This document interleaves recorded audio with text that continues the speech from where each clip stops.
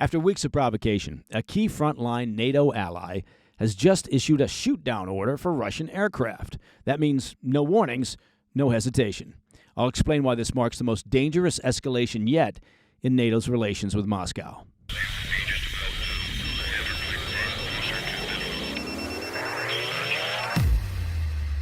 We begin today in Eastern Europe, where the space between Russian provocation and confrontation just got thinner.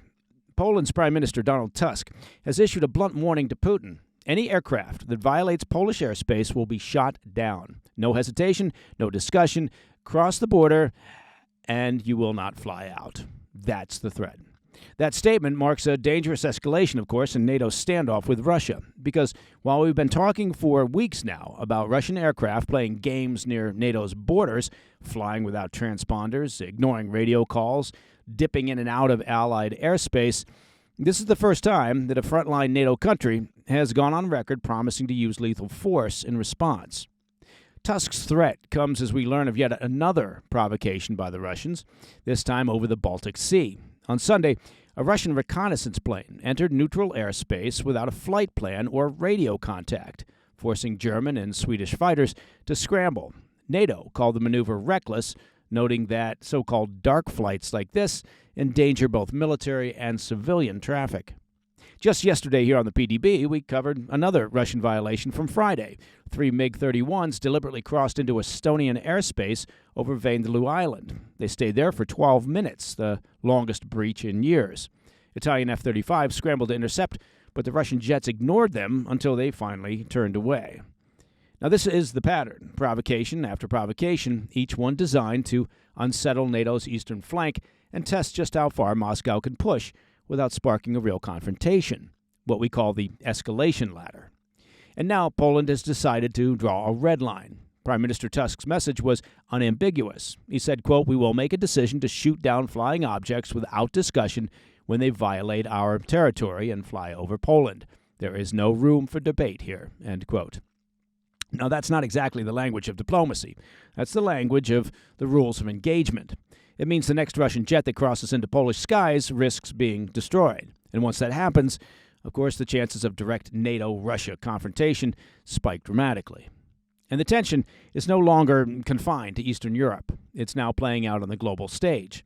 At the UN yesterday, Britain's Foreign Secretary, Yvette Cooper, directly confronted Russia. She told the Security Council, where Russia maintains a permanent seat, despite their 3-year invasion of another sovereign nation, quote, "Your reckless actions risk direct armed confrontation between NATO and Russia. Our alliance is defensive, but be under no illusion. We stand ready to defend NATO's skies and NATO's territory," end quote.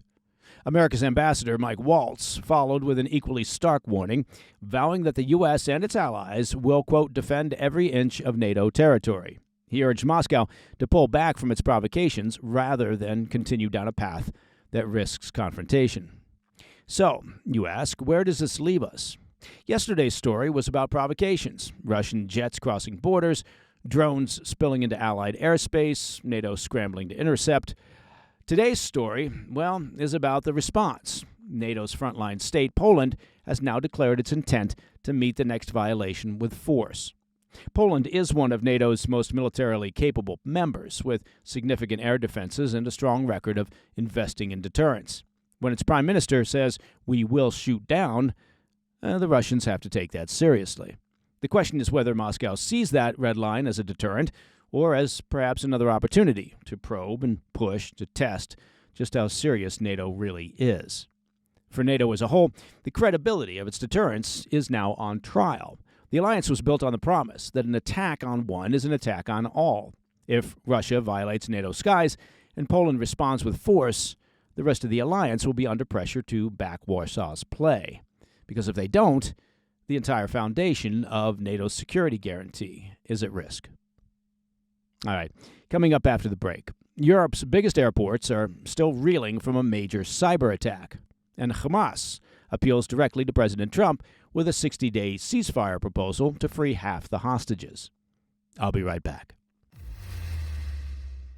Hey, Mike Baker here. Now, you know those nights when you just don't sleep? Huh? You know what I mean. Tossing and turning, maybe your mind is racing, sleep just won't come. And the next day, of course, You're dragging, right? You're exhausted, and everything just feels harder. Well, have I got some good news for you. That's where CBD from CB Distillery can make a real difference. Look, it's not just for sleep, though. CB Distillery has solutions that work with your body to help with stress, pain after exercise, even mood and focus. And it's all made with the highest quality, clean ingredients. No fillers, just premium CBD. Imagine waking up rested or enjoying your day without those nagging aches and pains. That's the real win of CB Distillery's solutions. That's why over 2 million people, that's right, 2 million people trust CB Distillery.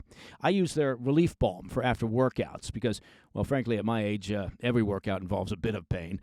And the stuff is terrific. It really works. So if you're ready for better sleep, less stress, and just generally feeling better, try CBD from CB Distillery. And right now, you can save 25%. That's 25% off your entire purchase. Visit CB Distillery and use the promo code PDB. That's cbdistillery.com, promo code PDB. cbdistillery.com. Specific product availability depends on individual state regulations.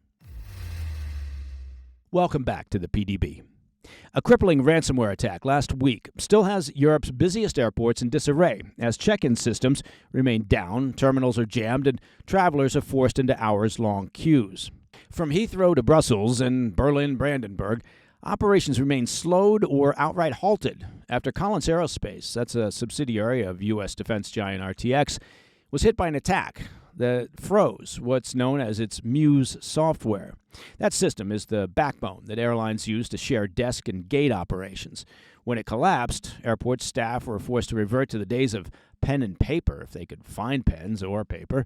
As systems slowly return to operating status, gate agents are now shifting to iPads and laptops, but the whole reboot is moving slowly.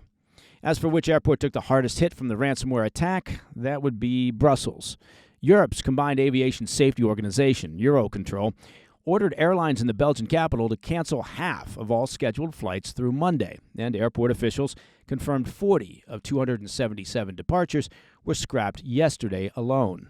Berlin, as of now, is still boarding passengers manually with no timeline for recovery. At London Heathrow, nearly half of departures were delayed over the weekend, though officials there stressed that, quote, vast majority of flights do remain operational. Still, traveler lines remain long and extra staff were rushed in. On Monday, the EU's cybersecurity agency confirmed that ransomware was to blame and said the bloc's cyber law enforcement is investigating.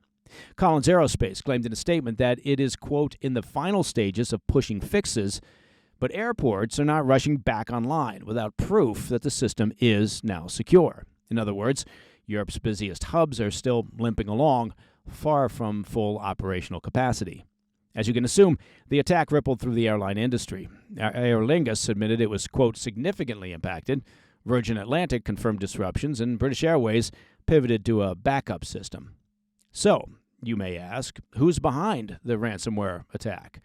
Officials and analysts won't commit, but the fingerprints look familiar. If it walks like a big Cold War bear and talks like a big Cold War bear, it could be the Russian bear. Jonathan Hall, the UK's independent reviewer of terrorism legislation, told Times Radio, quote, anything is possible when asked if Russia is a suspect. Now, as an example of the Kremlin's cyber shenanigans, Poland says it now logs 20 to 50 Russian-linked cyber attacks every single day, hammering everything from hospitals to the country's water systems. Romania recorded more than 85,000 cyber strikes in its presidential election just back in May, while Moldova uncovered a Russian-backed cyber effort to stir unrest around its upcoming parliamentary elections next week.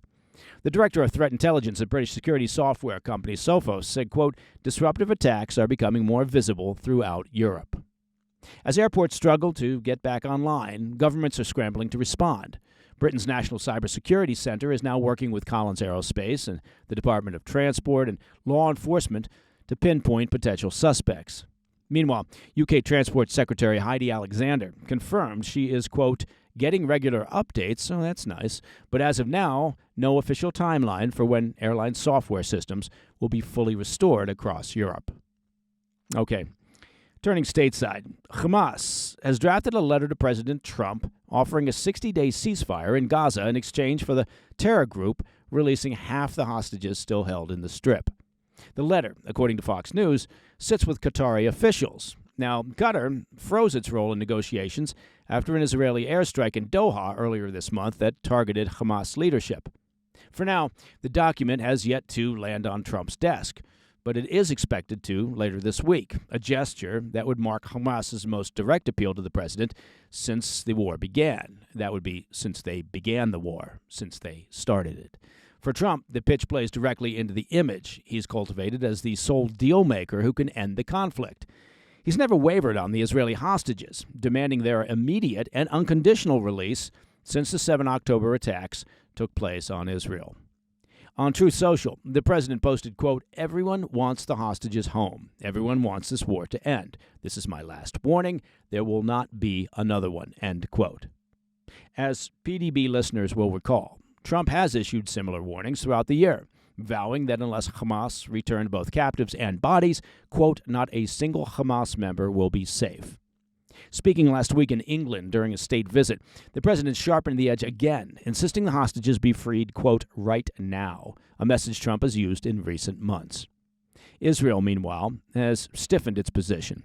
Prime Minister Netanyahu announced in August that phased hostage deals were off the table. From now on, he said, only a single comprehensive agreement covering every hostage would suffice. And even then, Netanyahu warned no permanent ceasefire would be entertained until Hamas itself was destroyed. And if you're wondering why a 60-day ceasefire sounds familiar, well, that's because it is. Cairo and Doha proposed a 2-month halt to fighting and for the release of 10 Israeli hostages alive, roughly half of those believed to be living out of the 48 total, along with several bodies. That framework closely mirrored U.S. Special Envoy Steve Witkoff's framework of a 60-day ceasefire plan back in May and July. Obviously, no ceasefire was accepted, and Jerusalem pushed forward with Gideon's Chariots 2, the grinding military offensive to seize Gaza City, which is, of course, Hamas's last major stronghold. Israeli military commanders admit the fight could stretch on for months. And so the letter from Hamas arrives against a larger backdrop. In New York, the UN General Assembly opened this week with the question of Palestinian statehood. France moved late Monday to recognize Palestine, of course they did, joining Britain, Canada, Australia, and Portugal in what was a cascade of recognition that Israel condemned as nothing less than a reward for terror. That recognition had Hamas celebrating and implying that it proves their actions are justified. Trump will address the assembly later today, with his administration making clear that they oppose any recognition of Palestinian statehood. Okay, coming up next in today's Back of the Brief, the UK's recognition of Palestine may carry a staggering cost, up to £2 trillion in reparations. More on that when we come back. Hey, Mike Baker here. Let me ask you a question about protecting your hard-earned assets. When you hear about inflation worries, or when you just look around and see all the global uncertainty, or maybe you hear about the fact that the national debt in the U.S. is over $37 trillion, do you ever think to yourself, maybe now would be a good time to buy gold? Well, that would be a logical thought. You see, whether as a hedge against inflation or peace of mind during global instability, or maybe just for sensible diversification, gold has always been seen as a safe haven. And the Birch Gold Group, well, they believe every American should own physical gold. So they've created something special. Until September 30th, if you're a first-time gold buyer, Birch Gold is offering a rebate of up to $10,000 in free metals on qualifying purchases.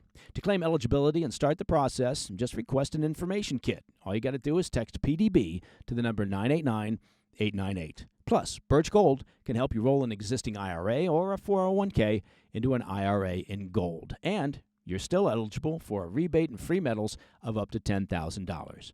Find out why tens of thousands of happy customers trust the Birch Gold Group. And make right now the time to decide if gold is right for you. And, of course, take advantage of a rebate up to $10,000 when you buy before September 30th.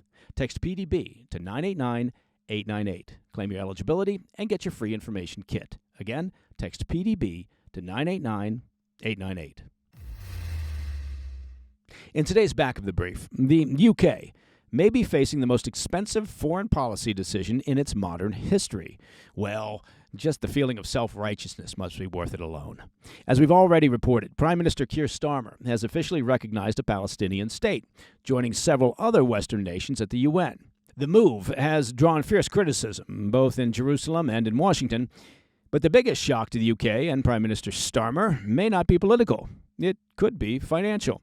Legal experts are warning that recognition opens the door to massive reparations claims, up to £2 trillion. For some context, that's nearly the size of the UK's entire economy.